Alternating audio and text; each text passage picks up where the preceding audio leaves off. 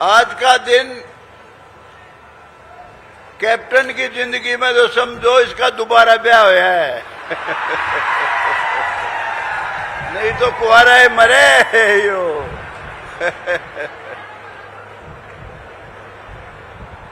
सबसे पहले मैं एक बात कहना चाहता हूं भाई, ध्यान से सुनना।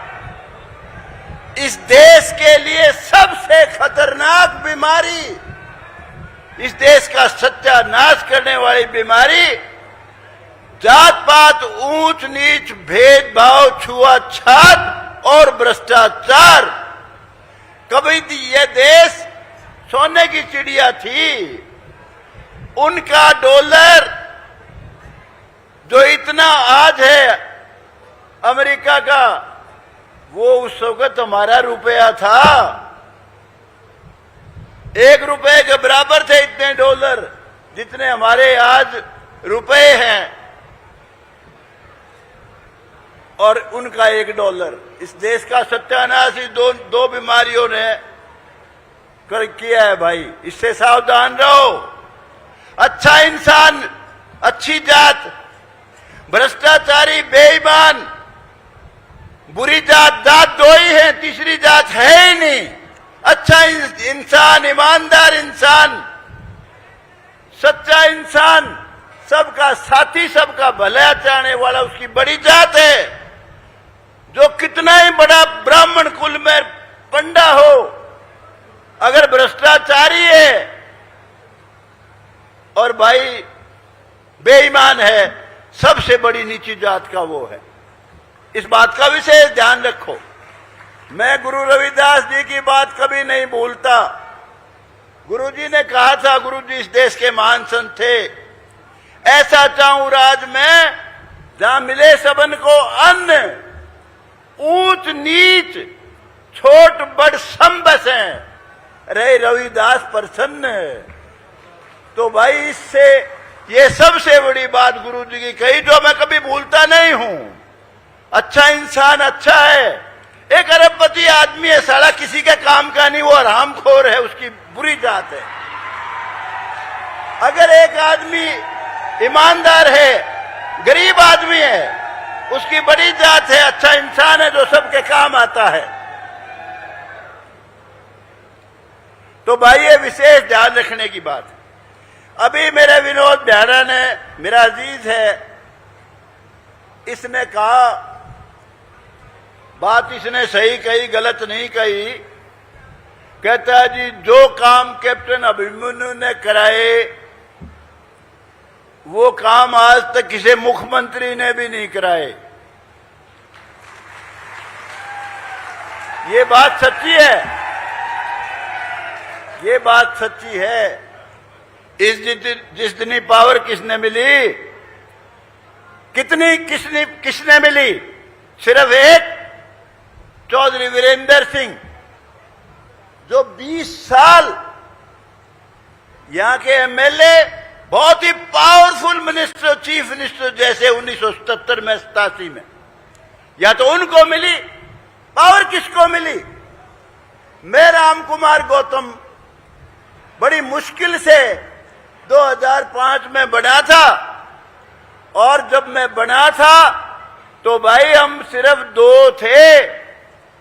और एक बार वीरेंद्र सिंह कह रहा था, जो पीए है उसका, सेक्रेटरी सलाहकार है भूपेंद्र हुड्डा का, नरेश मलिक के मुंह पे कह रहा था, कहता है गौतम साहब क्या नेता मान रहे हो? इसने अगर मेरे को टिकट मिल जाती, इसने 20,000 से गौ है कहने लगा। इसने तो यूं बोला, आंख में माल पा गया। चक्रवर्ती शर्मा उसका के ताल्लुक था हमारे हल्के से, इसलिए जीत गया यो। असली में तो बीजेपी के तो आप ही जीते हो। वो मेरा 5 साल की तपस्या का रिजल्ट था भाई। बहुत तप किया था 5 साल मैंने। पार्टी का भी सहारा था, इसमें कोई शक नहीं, लेकिन पार्टी का सहारा तो सब नहीं था भाई। वो 89 क्यों हार गए?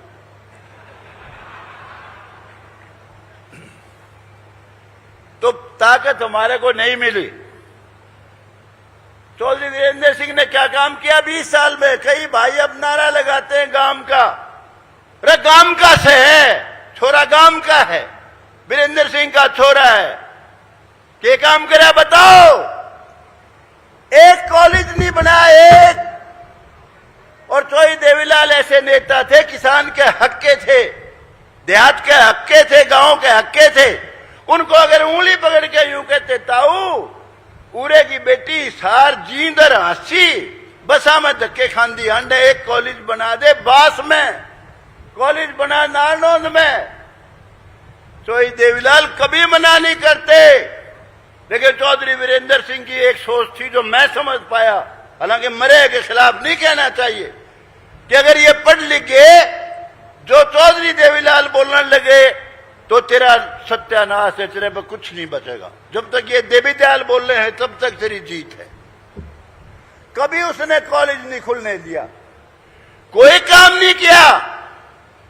एक सिर्फ तहसील बनाई जंदे कर देने, उसकी बिल्डिंग नहीं बनाई, वो मैंने बनवाई हुड्डा साहब से कह के। पहले रजिस्ट्री कराते थे, पहले दिन जाते थे खजाने में 80, दूसरे दिन आगे रजिस्ट्री कराते थे। नारनौंद में वो भी मैंने बनवाई। और भाई मैं पावर का एमएलए नहीं बना विनोद ब्याना, बिना पावर का था।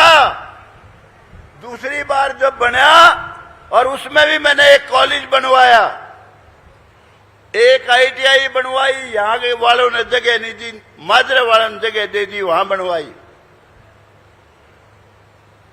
तो भाई मैं करता क्या? अब की बार एमएलए बने लांडा बूचा बिना बात का, बिना बात का। मेरे को सीढ़ी बना के चढ़ गया, खोपर जीता ले गया। मांगे क्या था वो? उसका सारा परिवार अलग हो चुका था उससे। मुझे बास के मोर भाइयों ने कहा, जो उसके समर्थक थे, खेलेगा पंडित जी इस पे, इसका परिवार है पार्टी कर, मैं चौधरी देवीलाल का असली वारिस बना दूंगा मैं। और मैंने बनाया। उसकी मां से, ब्रजेंद्र सिंह की मां से आ रहा था, 47-48 हजार से मैंने जितवाया था। मेरे लोगों ने, मेरे साथियों ने 10 सीट आई उसकी, एक सीट के भी कुछ नहीं मांगे था। तो भाई मैं बिना बात का एमएलए बना, फिर भी जो कोशिश कर सकता था। नारनौंद में जितने रुपए आए हैं मेरे वक्त में, सारी धर्मशालाओं में किसी वक्त में नहीं आए। ये जो सड़क देख रहे हो, मांग तो इसने भी करी थी, विनोद ब्याने ने भी। लेकिन मैंने खट्टर साहब को कहा, खट्टर साहब ने मुझे ये कहा कि आप कहते हो कुछ नहीं होया, मैंने 35 करोड़ तो सिर्फ आपके गांव में लगा दिए और आपकी बहुत तगड़ी सड़क बना दी, और जितना पैसा आपको दे सकते थे उतना पैसा जो है गांवों में जितने रास्ते बना सकते थे बहुत कोशिश करके बनवाए भाई। लेकिन जो भाई यूं कहते हैं ना गांव का है, राम कुमार गौतम गांव का था, कोई दलाल नहीं था। बहुत गर्व करता हूं मेरी ईमानदारी पे, सच्चाई पे, अच्छाई पे। भाई मैंने कहा छोरे को, अजय चौधरी को, अरे बेटा इब के तो मेरी मदद कर दे, तू लड़ नहीं रहा। लेकिन भाई कैप्टन अभिमन्यु की मदद करी, मेरी नहीं करी। मैंने उमेद लोहान से कहा, अरे तू 80 से लड़ रहा है, मैं नारनौंद से सिर्फ बहनी में जितवा दे। मैंने यूं बोला, जी आप अपनी राजनीति करो, मैं अपनी करूं। मेरे खिलाफ बयान देगा बिना बात का, एक बार तो बरवाड़े का ईबाया भी था मेरे दौरे।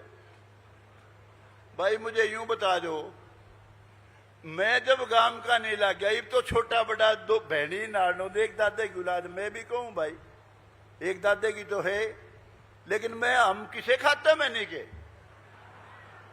अरे जब मेरी मदद करी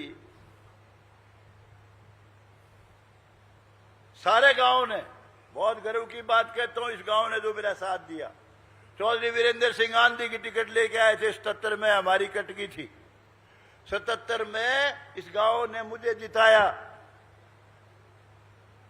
87 में हम भी उसके साथ थे, हमने भी उसकी मदद की थी।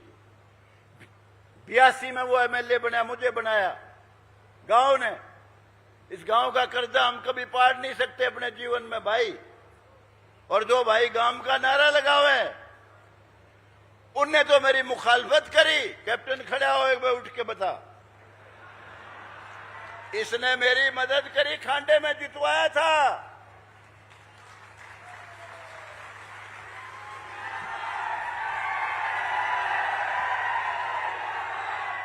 मैं सिर्फ 1399 वोट से जीता था। अगर यो मेरी मदद नहीं करता तो मैं हार गया था। तो नारनौंद का यो है कि वे बताओ। अरे भोले आदमियों, अपने नारनौंद की, खांडे की, सारी सतरोड़ की लड़की अमेरिका में भी मिल जाओ, कोई जा रहा हो तो अपनी बहन बेटी मान के उसका सम्मान करते हैं। सारी सतरोड़ का बताइए, इसमें हमारे में क्या फर्क है भाई? जो मेरे से प्यार करता है, जिन्हें मेरा सारा जीवन साथ किया, आज तक नींव टूटे, कुछ ही लोग गए होंगे भाई, उनसे सबसे हाथ जोड़ के प्रार्थना करने आया हूं। अगर मेरे से प्यार करते हो तो भाई कैप्टन अभिमन्यु को बनाओ एमएलए।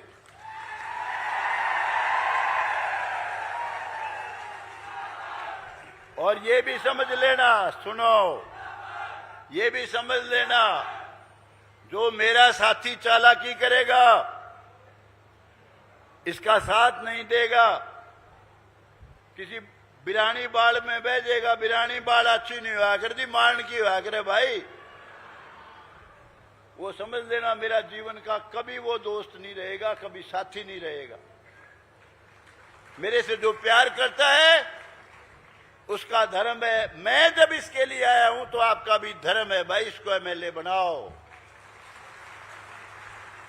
एमएलए बनेगा तो ये पावरफुल मिनिस्टर भी बनेगा, तो इसको बनाओ।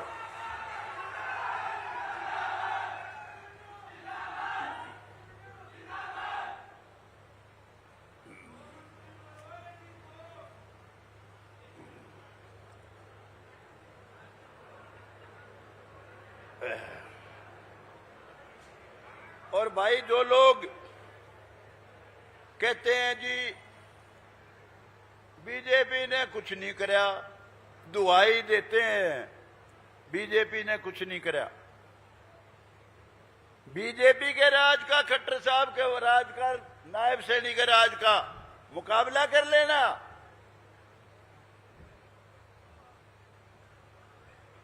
इनके राज के और कांग्रेस के 9 साल के राज में अगर मुकाबला करोगे तो वो 0, ये 100।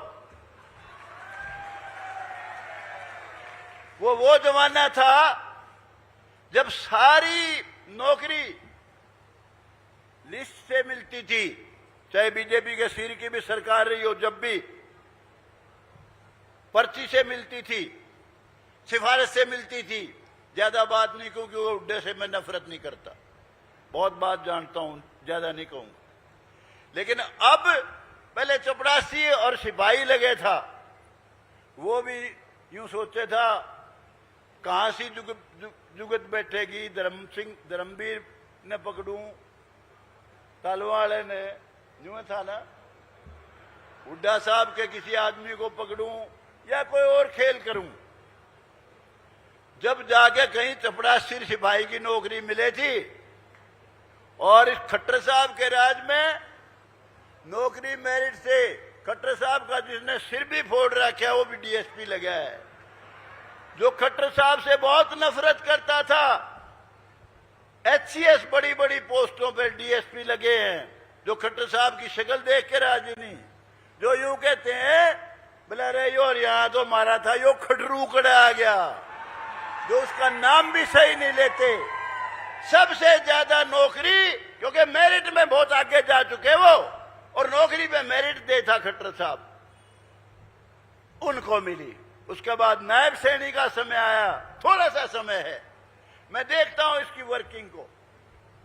सुबह निकलता है, रात के 2-2 बजे तक लोगों से मिलता है और पॉलिटिक्स को बहुत ही नजदीक से समझता है। उस राज में कुछ कमियां रही, मैं खट्टर साहब को बताता था। मैं कहा खट्टर साहब, ये जो कुआरे मरेंगे ना 35-40 साल के, आपका तो वक्त कट गया, मुख्यमंत्री बन गए। पर मैं कहा ये आपने गाल कोस दे मरेंगे, आगे भी सह देंगे जब आगे जाओगे। तो उन्होंने एक काम अच्छा किया, 40 साल का जो हो गया बिना ब्याया, उसके भाई 3000 पेंशन बना दी। म्युनिसिपल कमेटियां रेगुलराइज करी, बहुत अच्छा काम किया। मैं बार बार मांग करता रहा। तो भाई उसके बाद और काम सारे गिनाऊं तो बहुत समय लग जाएगा। नायब सैनी ने भी बहुत काम करे, ये खुद ही बताएंगे। तो भाई आपको जो मौका मिला है ना, इसको गवाइयो ना। कई भाई मोदी ने कोसेंगे, बोला यो मोदी जो हमने शिकलते हैं आसान लगता, क्यों भाई थारा के खा लिया इसने। अरे मोदी ने पहली बार बताया यो देश हिंदुस्तान है। इससे पहले बेरा ही नहीं था हिंदुस्तान है कि नहीं हो। तो भाई काम देख लो, 370 धारा तोड़ना, कहते थे खून की नदियां बह जाएंगी। राम मंदिर का निर्माण, अरे राम मंदिर अयोध्या में नहीं बनेगा तो मक्का मदीना में बनेगा भाई। ट्रिपल तलाक हमारी मुस्लिम बहन बेटियों का जो बहुत बड़ी आफत की चीज थी, खत्म करा दी। हमारी महिलाओं को कितना सम्मान दिया, 1/3 रिजर्वेशन एमएलए एमपी को, और दुनिया में गौरव बढ़ाया। आज मोदी जाता है तो सारे लोग एकदम खड़े हो जाते हैं कि भाई मोदी साहब आए, भारत के, हिंदुस्तान के प्राइम मिनिस्टर। अरे मनमोहन सिंह जी की तो पगड़ी खुला ली थी वहां अमेरिका में एयरपोर्ट पे। कितना बड़ा सम्मान दिया है नरेंद्र मोदी ने। और भाई अब जो किया उसने, मैं नरेंद्र मोदी को इस धरती का फरिश्ता मानता हूं। उसने ऐसे एक नायाब हीरे को, बहुत ही अच्छे इंसान को, सबका सबका हक की सोच रखने वाला आदमी नायब सैनी को चीफ मिनिस्टर बना दिया। मैं बहुत बड़ी बात मानता हूं, बहुत अच्छी बात मानता हूं। तो भाई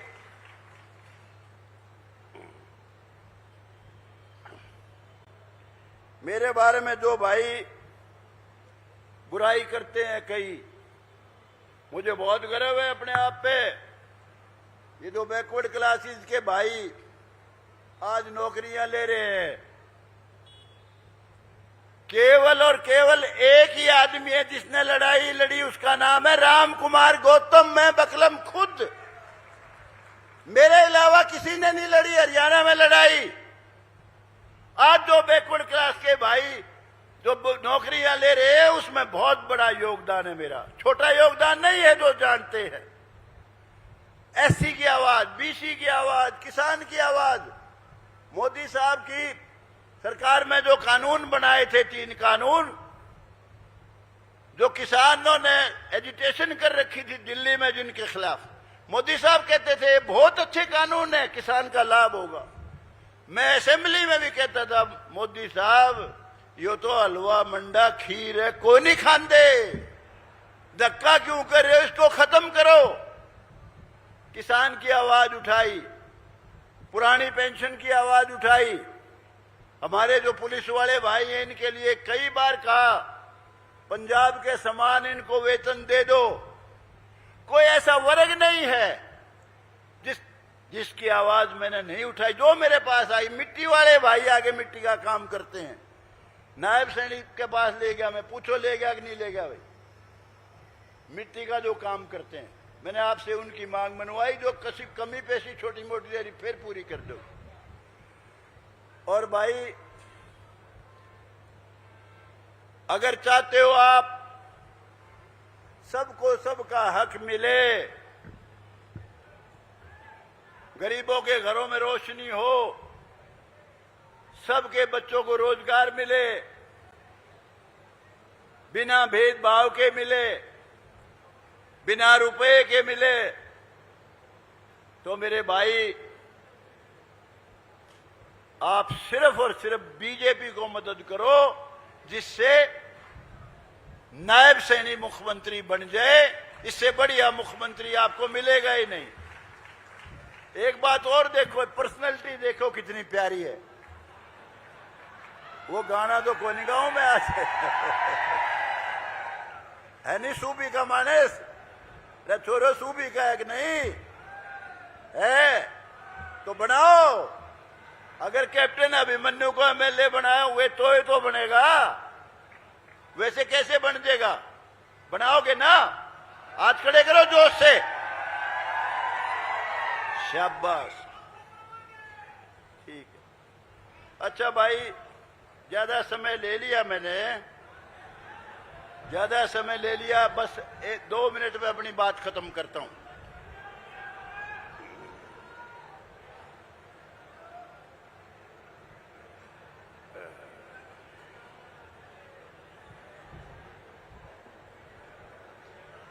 फिर हेलीकॉप्टर न्यू का उड़ता को नहीं उड़ेगा, जरूर जल्दी खत्म करता हूं भाई। एक बात विशेष तौर से कहूंगा, कई भाइयों के दिमाग में ये था कि भाई कुछ नेता हार गए थे, जिसमें से यो महाराणा भी था, कैप्टन अभिमन्यु। बोला जी ये खट्टर साहब न हराए जान के। भाई खट्टर साहब ने अब की बार मुझे स्पेशल कहा कि गौतम जी यो मेरा ला उलाना तार जो इनके तगड़ी वोट से जिता के ले यो इसने कैप्टन अभिमन्यु। तो भाई आपसे प्रार्थना करने आया हूं, अब की बार रिकॉर्ड तोड़ जीत कराओ। और कांग्रेस पार्टी आपका भला नहीं करती, भला क्या करेगी? आधी सीट तो इन्हें एमपी में करी थी। और ऐसे ऐसे लोग सहयोगी जो देश ने नहीं मानते, जो कहते हैं जी हमारा देश ही नहीं, हम काले वो गोरे, जो कहते हैं जी हमारी भाषा नहीं मिलती, वो कहते हैं जी सनातन धर्म तो है ही बकवास। ऐसे ऐसे लोग सहयोगी हैं कि खाक राग बनाओगे। और भाई हुड्डा साहब का और कांग्रेस पार्टी का राज आपने देख लिया, 9 साल का वो राज और ये खट्टर साहब का राज, इसको मिला लियो भाई, गरीब का किसका है। और दूसरी बात ये जो भूल जाता हूं कई बात, बहुत अच्छी बात भूल गया, क्या करूं, बूढ़ा हो गया भाई।